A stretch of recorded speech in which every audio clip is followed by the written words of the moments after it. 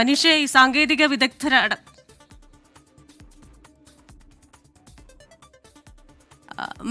സാങ്കേതിക വിദഗ്ധരടക്കം ഈ ഒരു വിമാനത്തിലുണ്ടല്ലോ. അതായത് ലോക്ഹീഡ് മാർട്ടിൻ ആണല്ലോ വിമാനം നിർമ്മിച്ചത്. അപ്പോൾ ലോക്ഹീഡ് മാർട്ടിന്റെ വിദഗ്ധ സംഘം ഇവരുടെ ഒരു പരിശോധനയൊക്കെ എപ്പോഴായിരിക്കും നടത്തുക?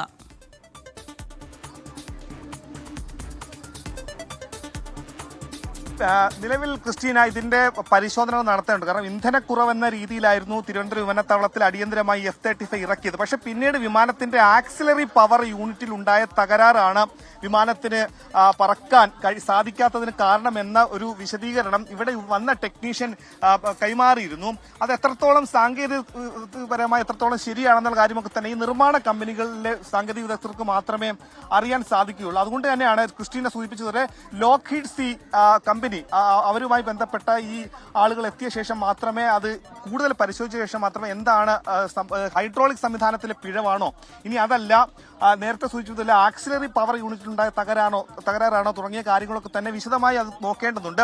പക്ഷേ ഇതിനകത്ത് ഏറ്റവും സുപ്രധാനമായ വിഷയം ഈ രാജ്യത്ത് തന്നെ ഒരു വിമാനം, മറ്റൊരു രാജ്യത്തിന്റെ യുദ്ധവിമാനം, സാധാരണ യാത്രാ വിമാനമല്ല, ഒരു യുദ്ധവിമാനം അവരുടെ ഹാങ്ങറിലേക്ക്, അറ്റകുറ്റപ്പണി നടത്തുന്ന ഹാങ്ങറിലേക്ക് മാറ്റുന്നത് ഒരു വിചിത്ര സംഭവമാണ്, അസാധാരണമായി നടക്കുന്ന സംഭവം മാത്രമാണ്.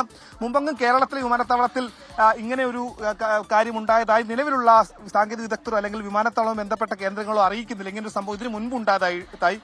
അതുകൊണ്ട് തന്നെ ഇത്തരത്തിൽ യുദ്ധത്തിനടക്കം ഉപയോഗിക്കുന്ന ഏറ്റവും അത്യാധുനിക വിമാനം ഇങ്ങനെ ഒരു മറ്റൊരു രാജ്യത്തിന്റെ ഹാങ്ങറിലേക്ക് മാറ്റാൻ കൂടി പോവുകയാണ് എന്നുള്ള വിവരമാണ് പുറത്തു വരുന്നത്. എന്താണെങ്കിലും വരുന്ന മണിക്കൂറുകളിൽ ഇവരിത് സാങ്കേതികമായി പരിശോധിച്ച് ഇന്നത്തെ ദിവസം ഇവിടെ ഈ ഡൊമസ്റ്റിക് വേയിൽ വെച്ചുള്ള സാങ്കേതിക പ്രശ്നം പരിഹരിക്കാൻ സാധിച്ചില്ലെങ്കിൽ എയർഫോഴ്സിന്റെ C-17 ഗ്ലോബ് മാസ്റ്റർ വിമാനത്തിൽ ഈ വിമാനം കൊണ്ടുപോകാനുള്ള ശ്രമങ്ങളാണ് നടക്കുന്നത്. പരിഹാരത്തിനുള്ള മാർഗങ്ങൾ എന്തൊക്കെയാണെന്ന് പരിശോധിക്കുകയാണ്.